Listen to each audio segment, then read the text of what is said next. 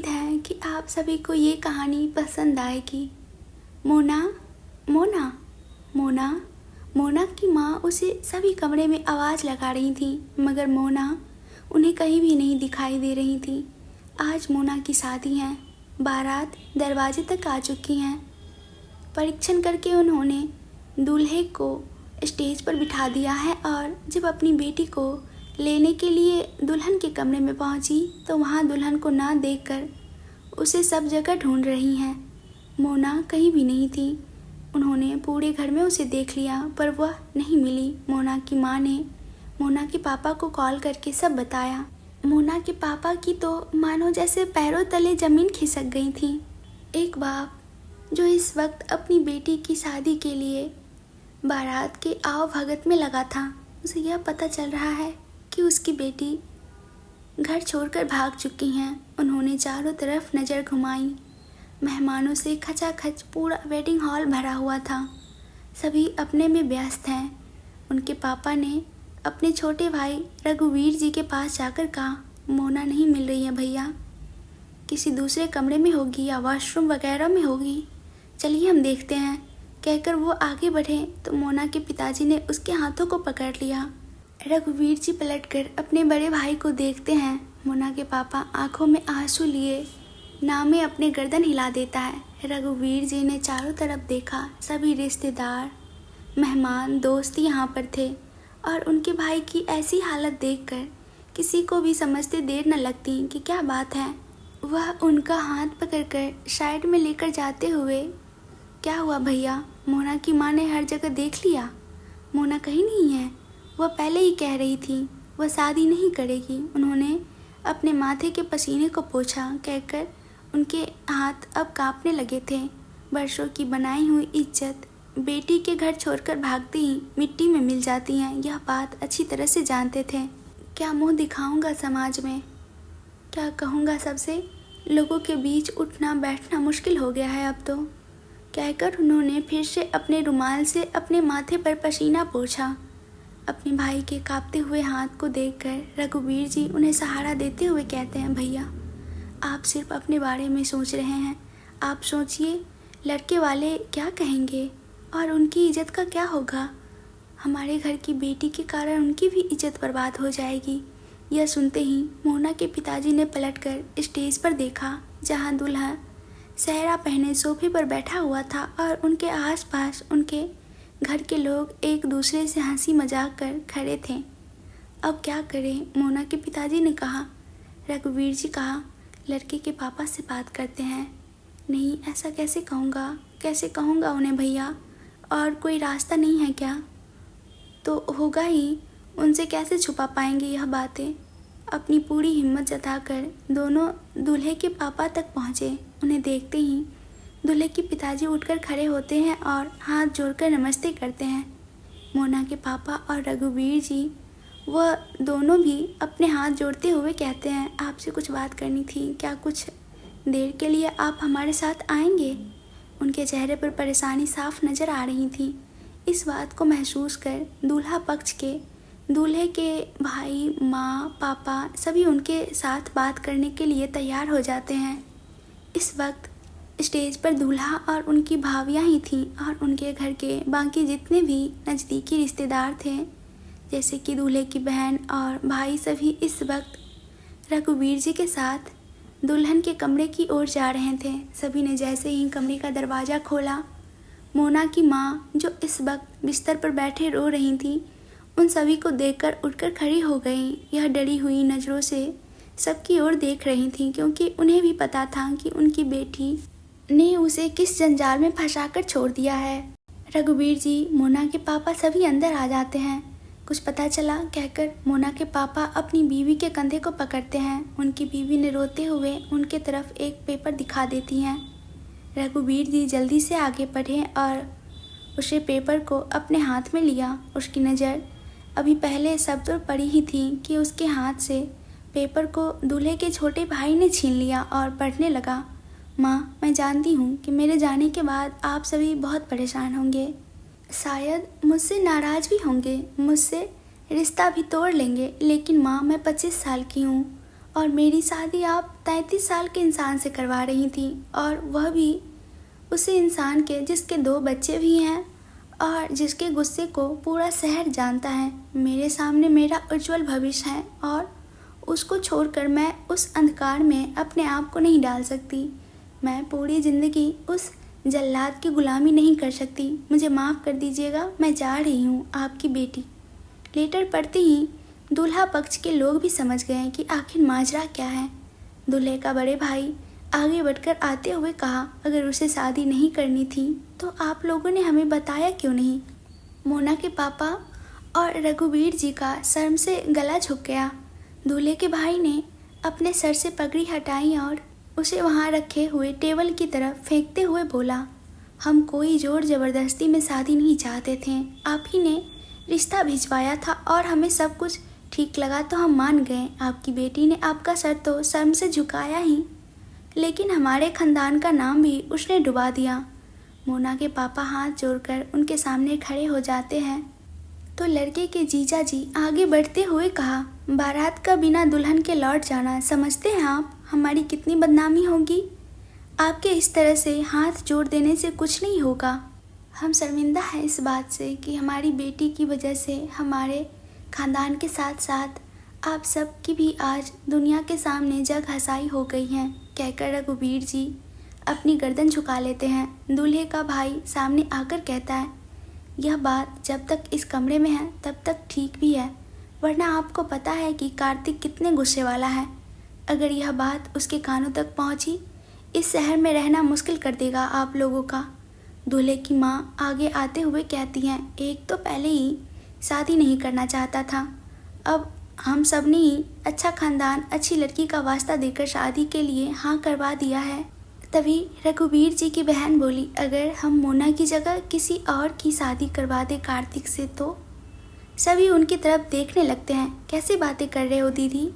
रघुवीर जी की बहन जिनका नाम सुमित्रा था, सुमित्रा जी कहते हैं, शादी अगर नहीं हुई तो दोनों खानदान की इज्जत बर्बाद हो जाएगी।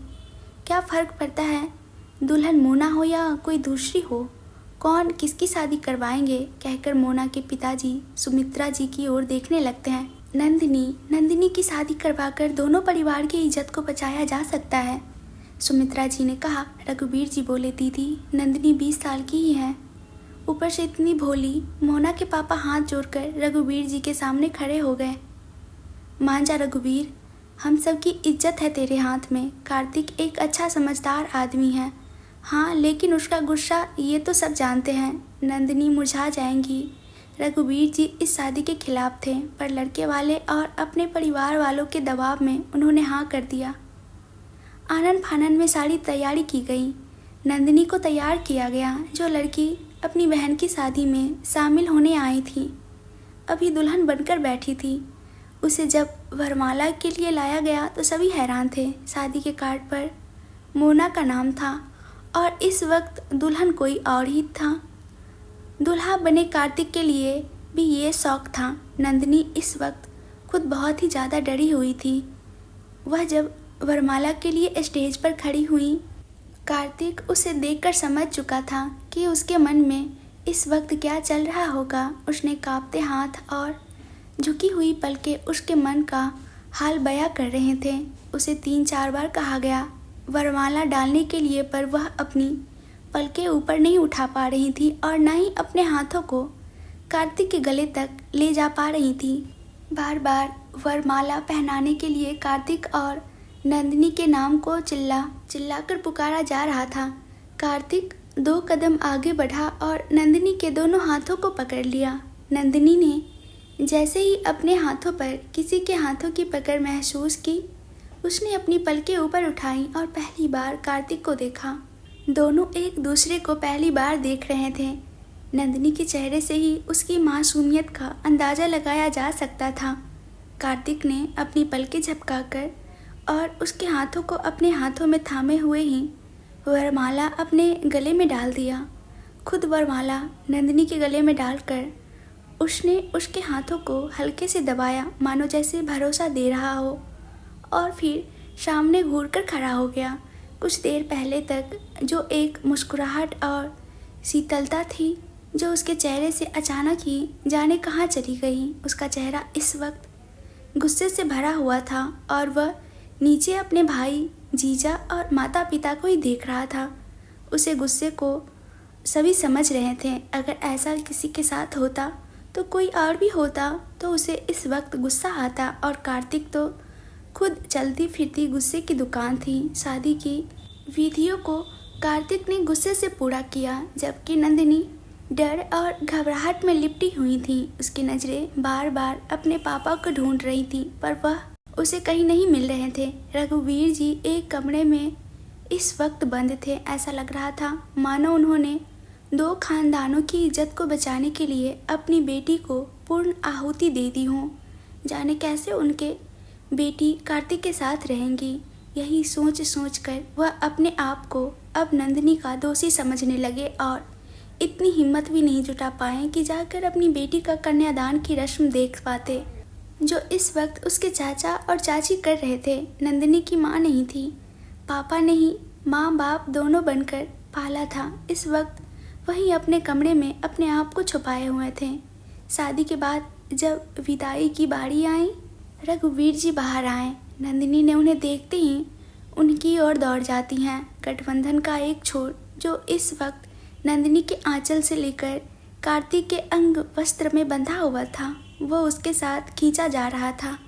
वह गठबंधन कार्तिक के कंधे से नीचे उतरता उससे पहले ही कार्तिक उसे कसकर पकड़ता है और उसका गांठ को अपने हाथों से संभाल कर नंदिनी के पीछे आ जाता है। नंदिनी अपने पापा के सीने से लगकर जोर जोर से रोए जा रही थी। वही हाल उसके पापा का भी था। वो जानते थे उन्होंने खुद आज इन दो खानदानों के खातिर अपनी बेटी की मासूमियत को बर्बाद कर दिया है। थोड़ी देर बाद उन्होंने खुद को संभाला और कार्तिक के सामने खड़े होते हुए बोले, बहुत भोली है, रिश्ते निभाना जानती हैं, पर थोड़ी भी कुछ भी कह दो तो रोने लगती है।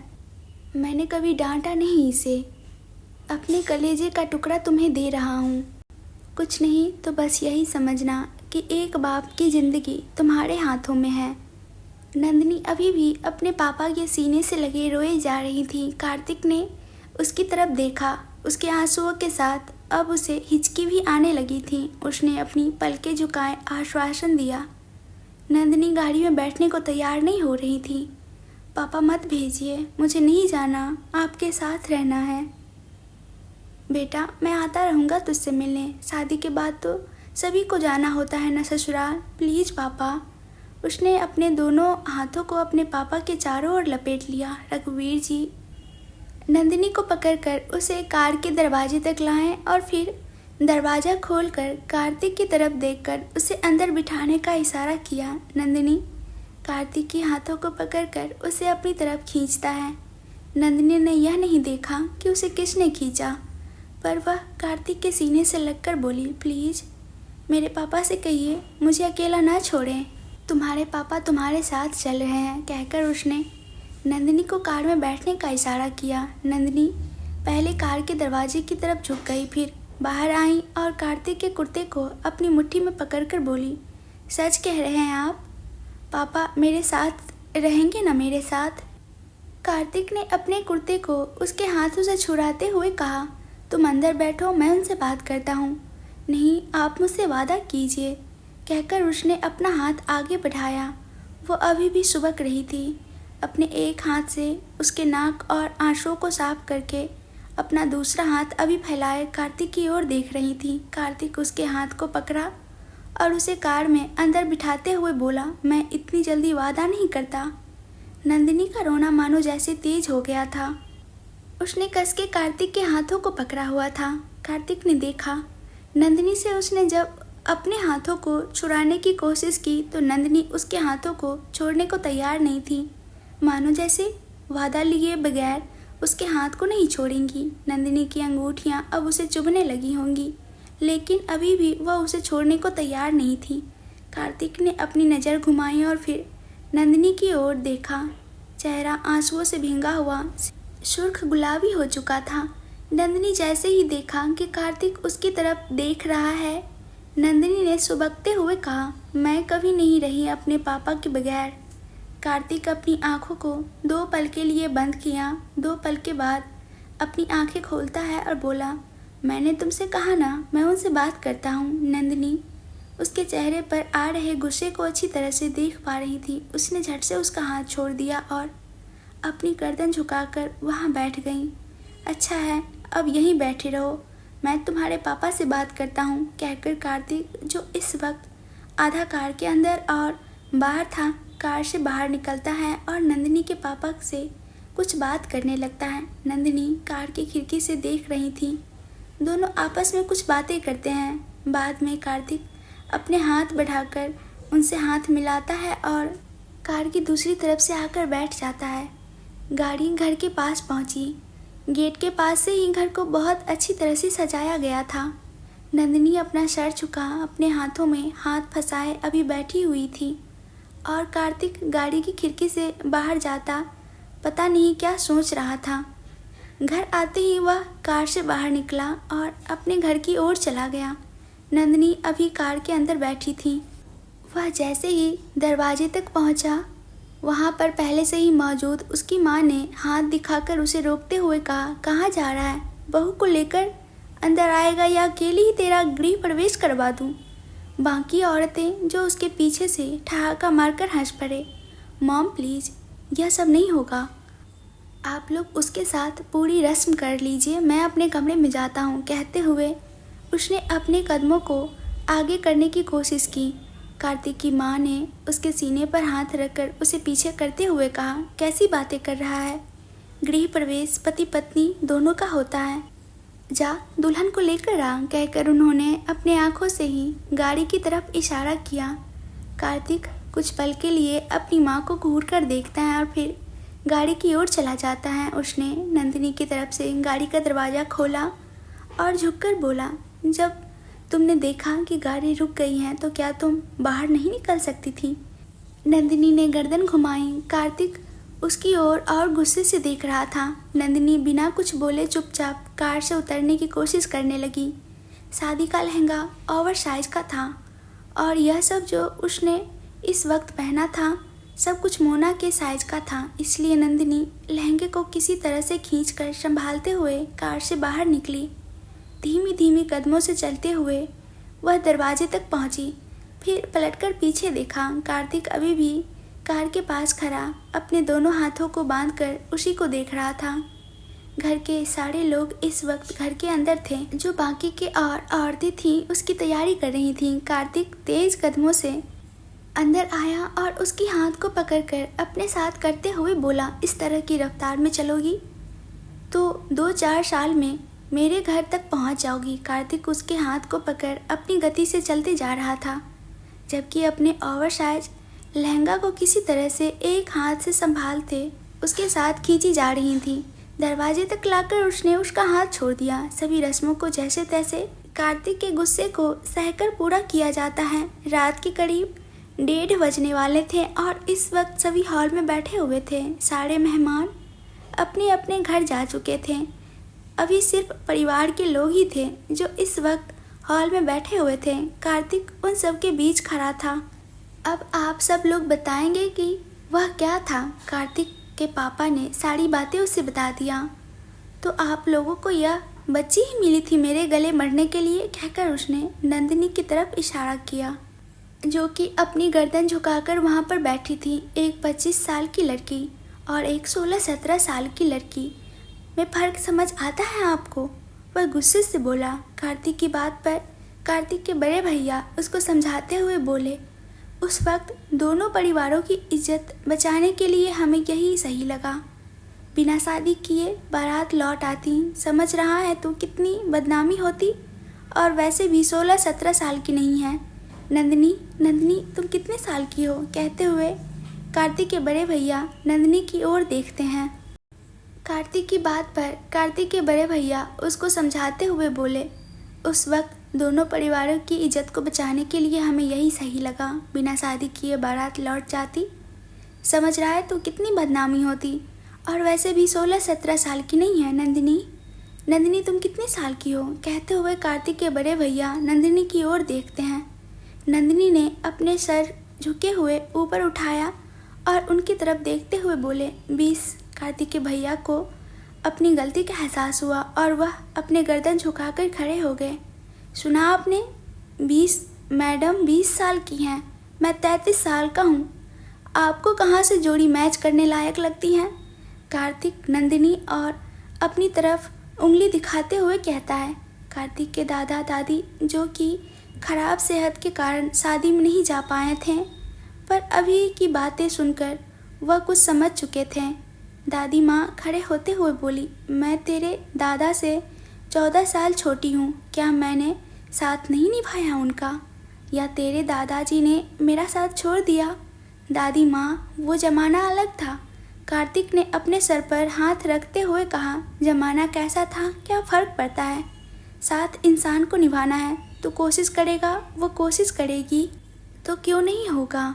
दादी माँ ने कहा। कार्तिक गुस्से में वहाँ रखे हुए ग्लास को ज़मीन पर फेंकते हुए कहता है, सारे फैसले तो आप लोग करके ही बैठे हो, तो फालतू में बोलकर अपना टाइम क्यों वेस्ट करूं? वह तेज कदमों से चलकर अपने कमरे की ओर चला गया।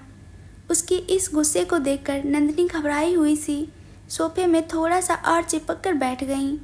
वो हमेशा अपने पापा के साथ रही हैं। उसके पापा चीज़ों को तोड़ना फोड़ना तो दूर की बात, कभी ऊंची आवाज़ में बात नहीं करते थे। कुछ देर तक वो सब खामोश रहे। फिर नंदिनी ने अपने बगल में देखा। उसके बगल में उसकी सास यानी कि कार्तिक की माँ बैठी थी।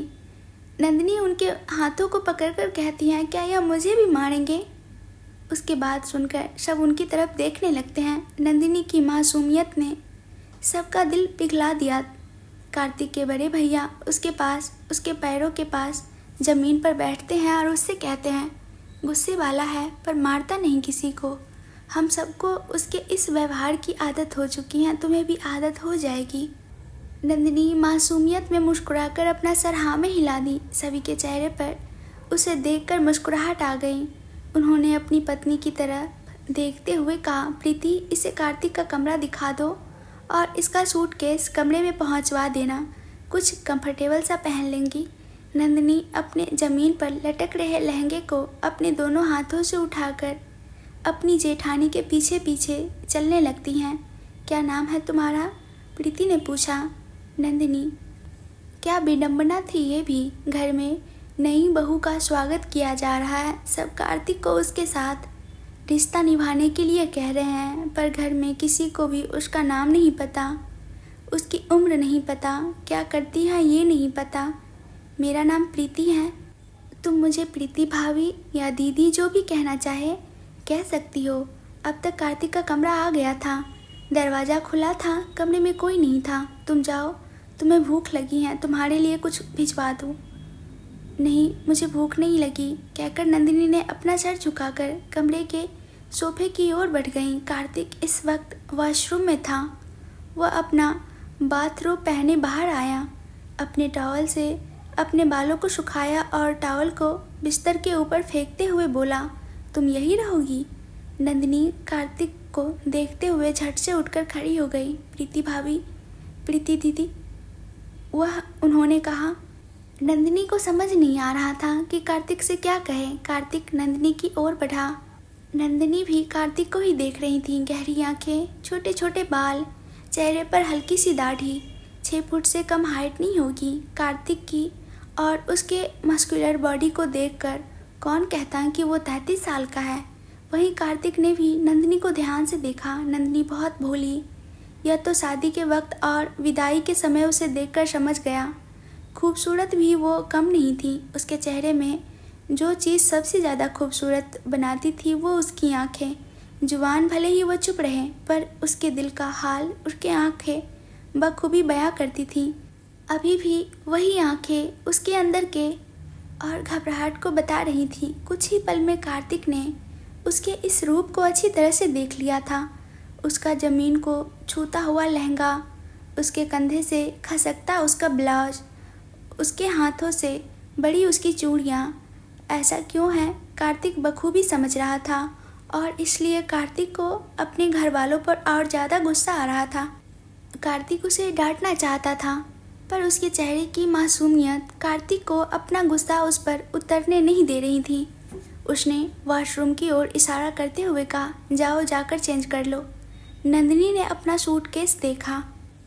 उसमें उसके वह कपड़े थे जो शादी में शामिल होने के लिए लेकर आई थी। उसका उस बैग के कपड़े और नई दुल्हन के कपड़ों में बहुत फ़र्क होता है। नाइट सूट के नाम पर उसके पास shorts, lower, crop top type के ही कपड़े थे। उसे समझ नहीं आ रहा था कि ये कपड़े यहाँ पहन सकती हैं या नहीं। वह बार बार सूटकेस में से उन कपड़ों को हाथ में लेती और फिर रख देती, फिर कपड़े उठाती, फिर रखती थी।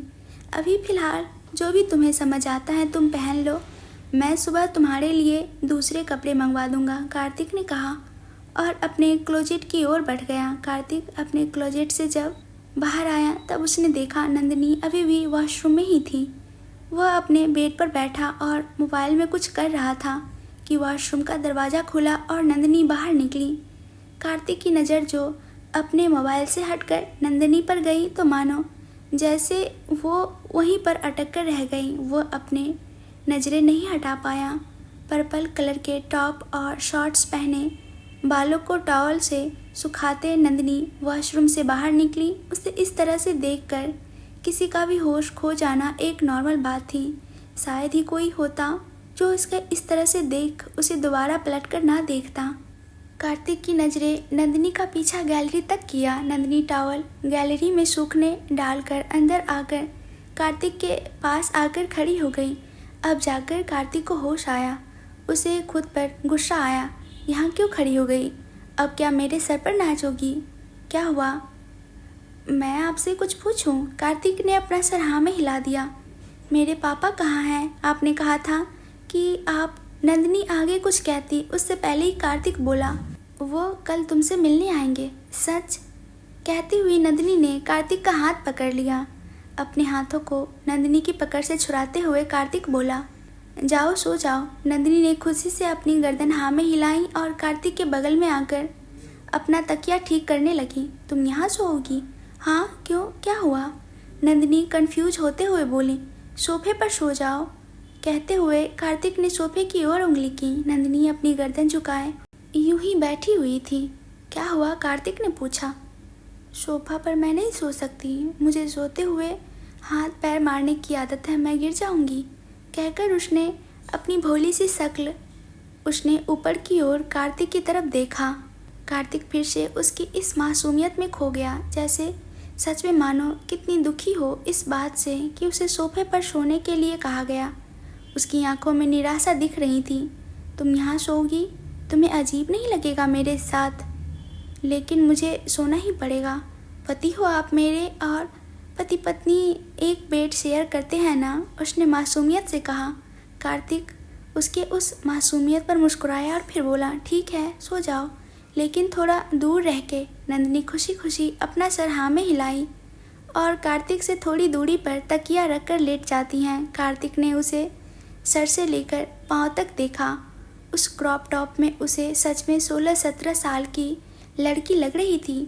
वो थोड़ा सा नीचे झुकता है और ब्लैंकेट को लेकर उसके पूरी बॉडी को कवर करते हुए बोला, ठंड है। अपने दोनों हाथों से ब्लैंकेट को जमकर नंदिनी ने अपनी आंखों को बंद कर लिया। थोड़ी देर बाद उसे नींद आ गई। कार्तिक भी अपने मोबाइल पर कुछ काम करते हुए सो गया। उसे अपने बिस्तर पर अलग सी खुशबू महसूस हो रही थी। वह नींद में था, तभी उसे महसूस हुआ कि उसके सीने पर किसी ने हाथ रखा है। उसने अपनी आंखें खोली और अपने सीने पर देखा, यह नंदिनी का हाथ था। वह उसे देखने के लिए उसके तरफ घूमा ही था कि उसकी नाक नंदिनी के नाक से टकराई।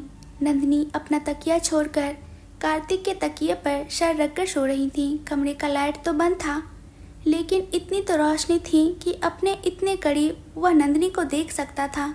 कुछ पल नंदिनी को देखते रहने के बाद कार्तिक अपने आप को थोड़ा पीछे करता है और वह साफ साफ नंदिनी को देख पा रहा था।